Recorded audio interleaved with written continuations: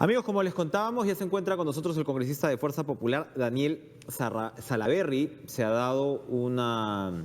Ayer el gobierno pues ha presentado su balance de los 100 días de manera prematura, en realidad, ¿no? Según el presidente Pedro Pablo Kuczynski, es para que los ministros comiencen, ¿no?, a mostrar los avances de sus sectores. El fujimorismo, gracias por estar con nosotros, Fuerza Popular, ha sido muy crítico de esta presentación.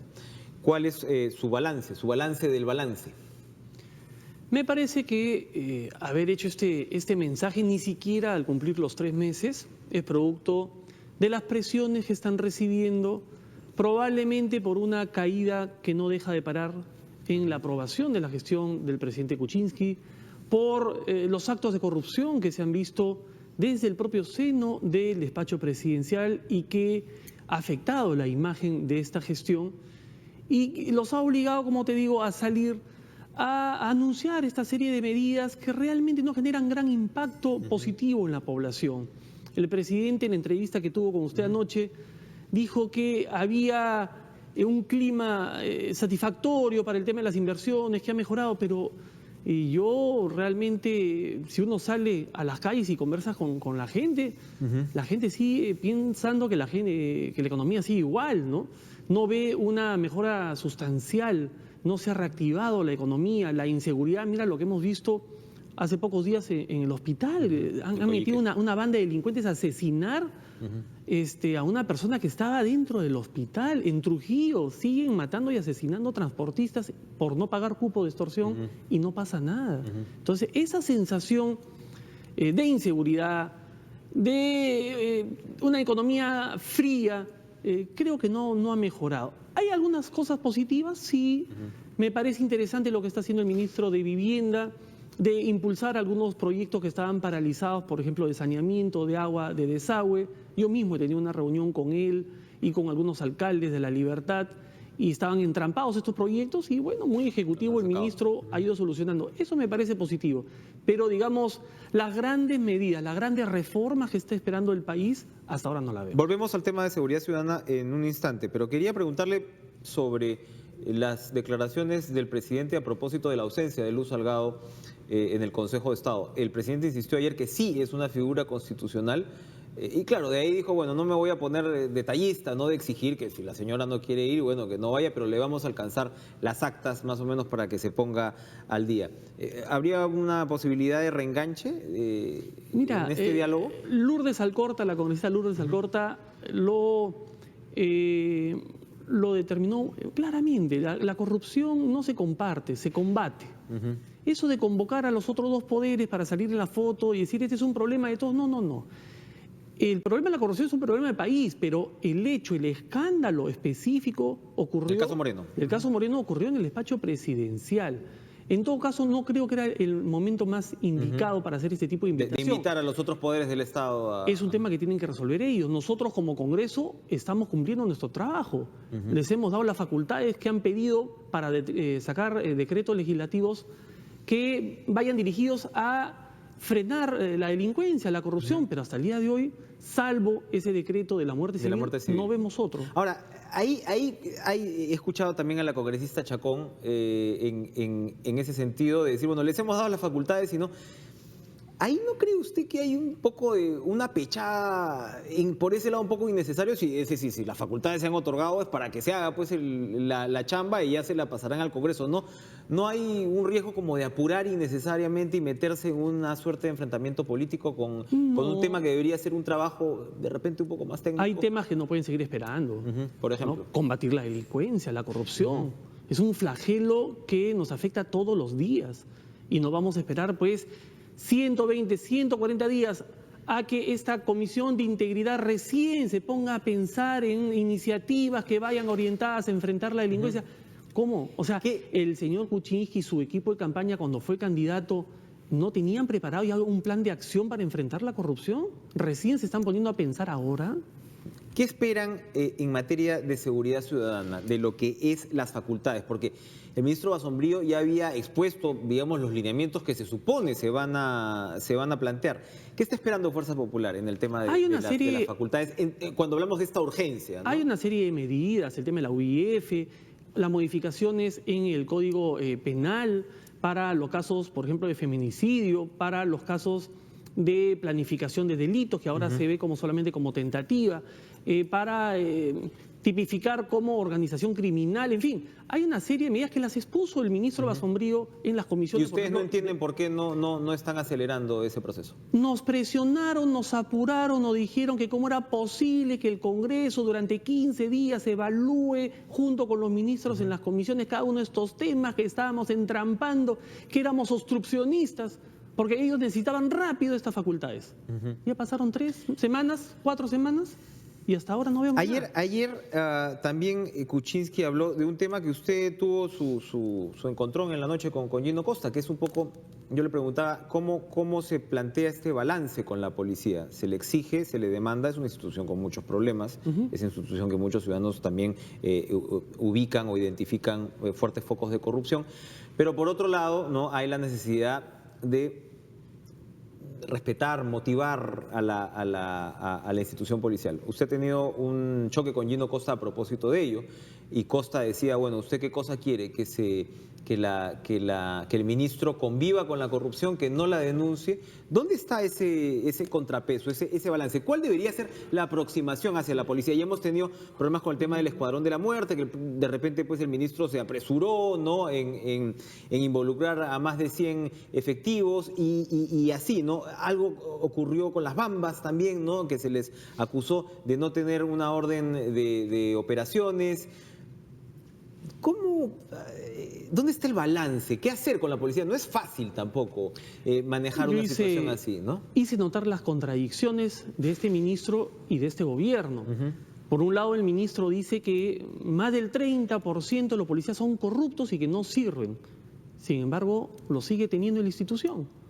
Si tú has detectado, con pruebas, por supuesto, porque para decir eso hay que tener pruebas, con nombre y apellido, que 30%, es decir, más de 30.000 policías son corruptos, ¿qué hace el ministro que no les da de baja? Y por otro lado, sin embargo, sí se jactan de los logros que va teniendo la policía. Entonces, tenemos una policía que no sirve para nada, como dice el ministro Basombrío, corrupta, sinvergüenza, porque él generaliza, 30% es un montón, no son casos aislados. La tercera parte de la policía. Pero por otro dice que están haciendo una excelente labor. Yo creo que hay que combatir la corrupción no solamente en la policía, en cualquier espacio del país. Pero también tenemos que cuidar la moral de nuestra policía que pone el pecho cada vez que el país la necesita y la requiere, ¿no?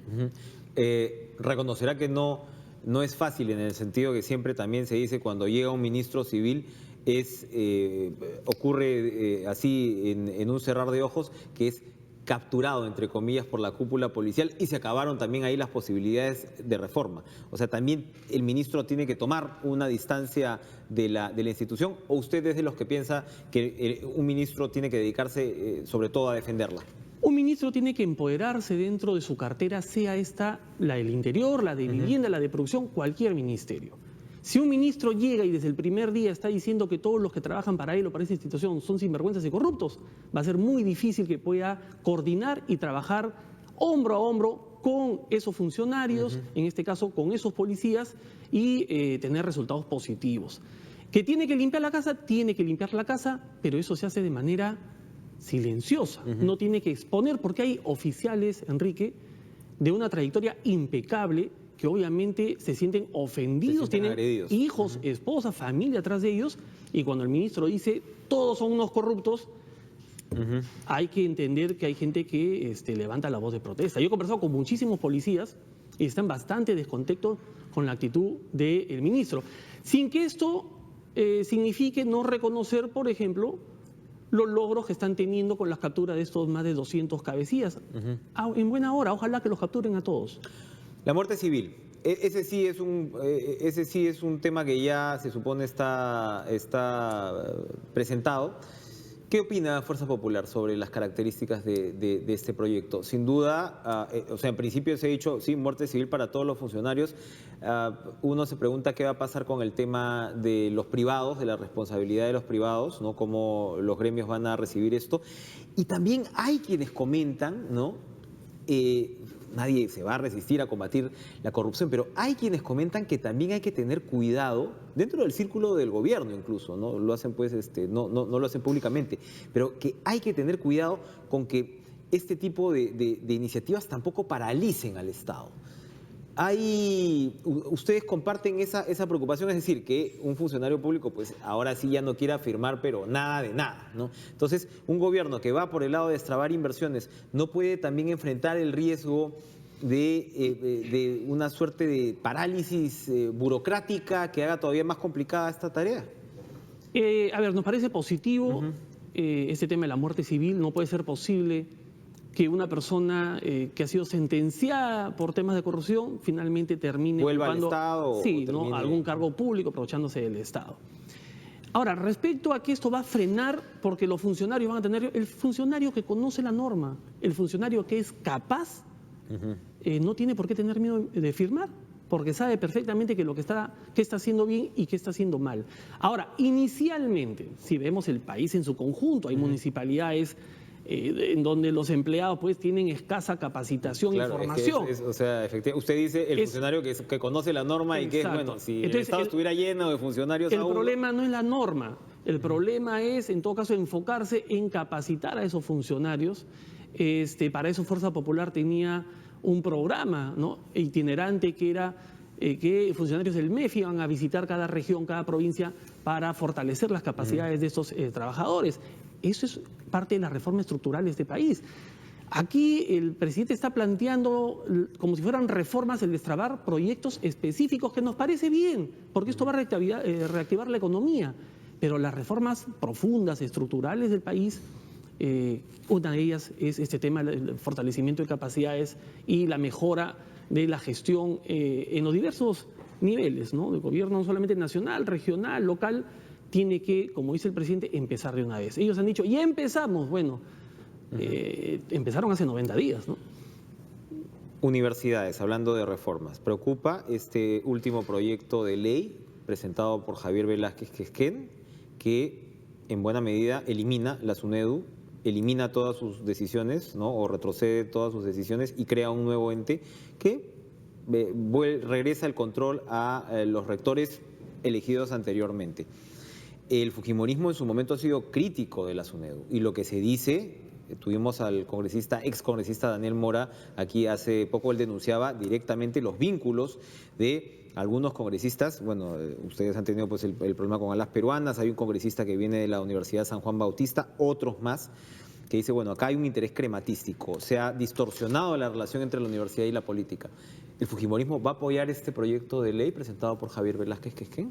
Vamos a revisarlo. Nuestra propuesta en campaña era que tenía que corregirse algunos vacíos, algunos excesos que tenía SUNEDU, que está cometiendo SUNEDU, por ejemplo, en el tema de la certificación de las universidades. Tenemos más de 140 universidades. Son 142. Así es, en el país, y solamente 7 han logrado esa certificación. Pero Mora dice, oiga, vamos a provincias y podrán ver ustedes las universidades que están con cercos, con techos de cartón. Aquí mismo en Lima hay universidades, facultades que funcionan al lado de casinos, en medio de food courts, de centros comerciales. Eso no puede ser tampoco, ¿no?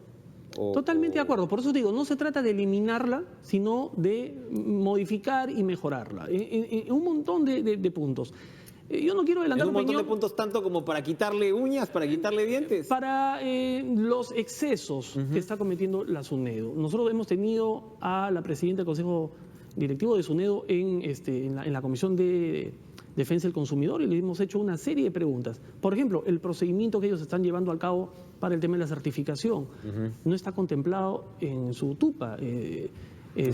No tienen requisitos establecidos a nivel de documentación. Entonces, ¿cómo pueden llevar a cabo un proceso que no está contemplado en su TUPA?